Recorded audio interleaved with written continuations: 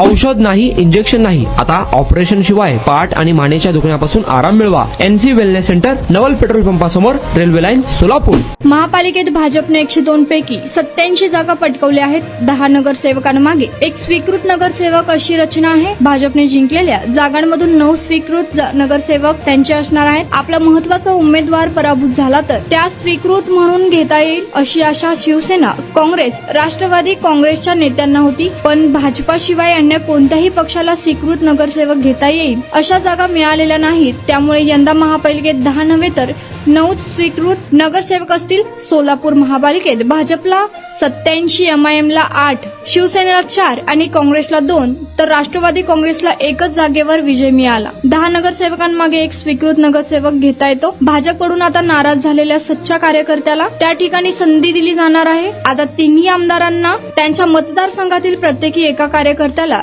स्वीकृत मधून नगरसेवकाची संधी देता येणार आहे. सर्वांनुमते आणखी एका स्वीकृत नगरसेवक करता येणार आहे. गोळी ना, औषध नाही, इंजेक्शन नाही, कुठलाही एक बी काय कशाचा पण मग त्रास होत नाही आहे आणि याच्यामुळं ट्रीटमेंट घेण्यासाठी कुठलाही त्रास होणार नाही. फार म्हणजे फार खूप चांगला आहे.